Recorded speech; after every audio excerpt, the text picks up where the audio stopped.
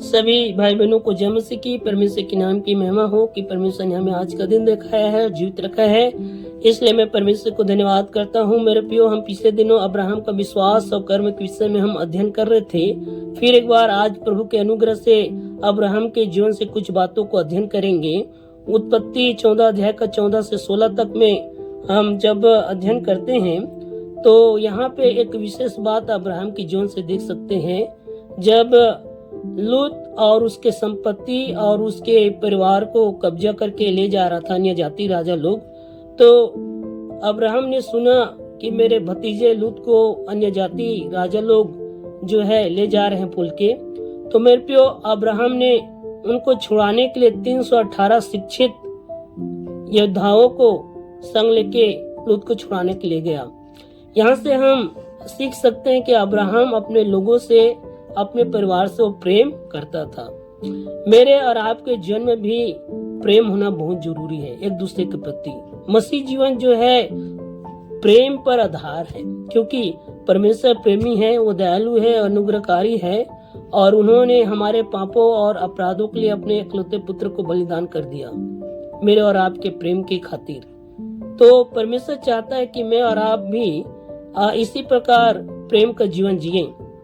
और जब हम यूहन्ना रचित शुभ समाचार 3 के 16 में पढ़ते हैं तो वहाँ पे लिखाया है कि परमेश्वर ने जगत से ऐसा प्रेम रखा कि उसने अपना इकलौता पुत्र दे दिया ताकि जो कोई उस पर विश्वास करे वो नाश न हो परंतु अनंत जीवन पाए। मेरे प्रियो, परमेश्वर ने जगत के हर एक लोगों के लिए अपने पुत्र को बलिदान किया। क्यों? क्योंकि मेरा और आपको उद्धार हो सके और हम स्वर्ग के भागीदार बन सके, ताकि हम नरक के दंड से बच सकें।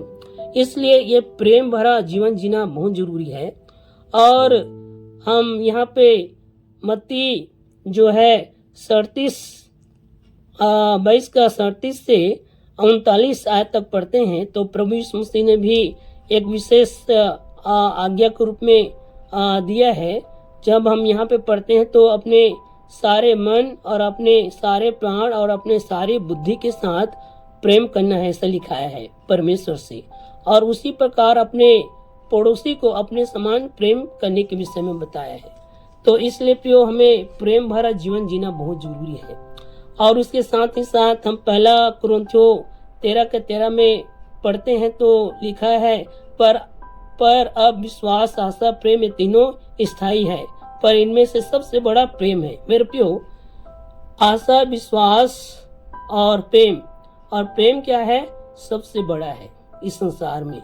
तो हमें प्रेम के साथ जीवन जीना बहुत जरूरी है। सोचिए, अगर हम प्रभु यीशु मसीह के आज्ञा के अनुसार जीवन जीते हैं, जिस प्रकार प्रभु ने हमसे प्रेम किया उसी प्रकार हम एक दूसरे को प्रेम करेंगे तो पूरे संसार बदल जाएगा, पूरा देश बदल जाएगा। भ्रष्टाचार जो है, दुष्कर्म और जितने भी बुराई है देश में, वो सब दूर हो जाएगा अगर हम आपस में प्रेम के साथ जीवन जिएंगे तो। इसलिए मेरे और आपके जीवन में जो है प्रेम भरा जीवन होना चाहिए, प्रेम से भरा हुआ जीवन होना चाहिए। और प्रभु सहायता करे कि मैं और आप प्रेम के साथ जीवन जिए। दूसरी बात, जब हम उत्पत्ति जो है 18 अध्याय का 1 से लेके 8 आयत तक में पढ़ते हैं तो यहाँ पे अब्राहम एक अच्छा अतिथि संस्कार करने वाला व्यक्ति के रूप में बताया है।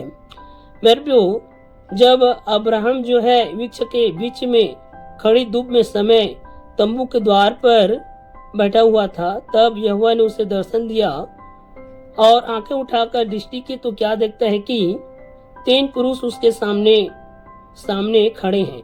3 पुरुष उसके सामने खड़े हैं। मेरे प्रियो, और जब अब्राहम देखा तो क्या किया? वो दौड़ के गया और दंडवत किया और उनका अच्छे से अच्छा अतिथि संस्कार किया। मसीह जीवन में अतिथि संस्कार करना बहुत जरूरी है। और जैसा प्रभु यीशु मसीह कहता है, यदि कोई मेरे नाम से 1 कटोरा पानी भी देगा उसका प्रतिफल वो नहीं खोएगा। और पहला तीमुथियुस 3 का 12 में स्पष्ट रीति से हम पढ़ते हैं कि अतिथि संस्कार एक प्राचीन का स्वभाव है। तो मेरे और आपके जीवन में अतिथि संस्कार करना बहुत जरूरी है, क्योंकि जब हम अतिथि संस्कार करते हैं तो इसके द्वारा आशीष भी मिलता है। विशेषकर प्रभु के लोगों को, प्रभु के दास दासियों का आदर करना चाहिए, और जो कोई ऐसा करता है उसे प्रभु आशीष देता है। लेकिन यह पक्षपात के साथ नहीं होना चाहिए। कोई बड़ा आदमी आया तो अलग उसका अतिथि संस्कार करे, कोई गरीब आया तो उसका अलग से अतिथि संस्कार करे, नहीं, हम पक्षपात के साथ ना करें, दोनों को प्रेम के साथ अतिथि संस्कार करना चाहिए। और जैसा मत्ती 10:42 में हम प्रभु यीशु मसीह ने अतिथि संस्कार के बारे में बताया है। इसलिए एक विश्वासी होने के नाते हमारे जीवन में भी जो है अतिथि संस्कार करने का गुण होना चाहिए। और हम यहाँ पे जब देखते हैं 10 आयत में उत्पत्ति 18:10 में, तो उसने कहा, मैं वसंत ऋतु में नीचे तेरे पास भी रहूंगा और तेरी पत्नी सारा से एक पुत्र उत्पन्न होगा। यहाँ पे देखते हैं उसका अतिथि संस्कार करने से परमेश्वर ने उसको आशीष दिया। और अब्राहम और जो है सारा बुढ़ापे में था, उस बुढ़ापे के अवस्था में भी परमेश्वर ने उनको संतान दिया।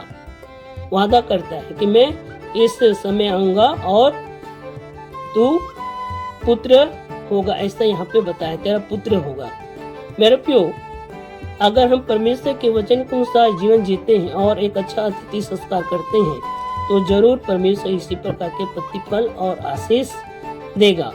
और जब हम और पढ़ेंगे तो इब्रानियों के पत्री में भी इसके विषय में बताया है कि अनजाने में स्वर्गदूतों का भी अतिथि संस्कार किया अब्राहम ने। तो मेरे प्रियो, हम अतिथि संस्कार करना ना भूले। तीसरी बात मैं बोल के समाप्त करूंगा, और वो तीसरी बात है उत्पत्ति 22 अध्याय। उत्पत्ति 22 अध्याय में जब हम पढ़ते हैं तो परमेश्वर ने अब्राहम को दर्शन दिया, और दर्शन में क्या बोला अब्राहम को कि अपने इकलौते पुत्र जिसे तू प्रेम करता है उसे मोरिया पहाड़ में ले जाके बलिदान कर। और जब 3 आयत में पढ़ते हैं तो अब्राहम जो है सवेरे तड़के उठ के पूरे तैयारी के साथ परमेश्वर की आराधना करने के लिए जाता है। फिर उसके बाद हम 22 का 12 आयत में पढ़ते हैं तो वहाँ पे देखते हैं कि परमेश्वर ने जो है स्वर्गदूत ने जो है स्वर्ग से उससे बातें की कि इस लड़के पे हाथ मत रखना, इससे अब जान गया है कि तू परमेश्वर का भय मानता है। मेरे और आपके जीवन में परमेश्वर का भय मानना बहुत जरूरी है। अगर हम परमेश्वर का भय मानते हैं तो जरूर प्रभु मुझे और आपको आशीष देगा। इसलिए प्रभु सहायता करे। आज हम 3 विषय को अध्ययन किए हैं। पहला, अब्राहम प्रेम के साथ जीवन जीता था, दूसरा अतिथि संस्कार करता था, और तीसरा परमेश्वर का भय मानने वाला व्यक्ति था। तो ये तीनों विषय हमारे जीवन में होना चाहिए। और जिस प्रकार याकूब हम जो है 2:26 में पढ़ते हैं, जैसा देह आत्मा बिना मरी हुई है वैसे ही विश्वास कर्म बिना मरा हुआ है। तो मेरे प्रियो, जैसा कि देह आत्मा बिना मरी हुई है वैसे ही विश्वास कर्म बिना मरा हुआ है। तो मेरे और आपके जीवन में विश्वास और कर्म होना बहुत जरूरी है। God bless you. परमेश्वर हम सबको आशीष दे। जय मसीह।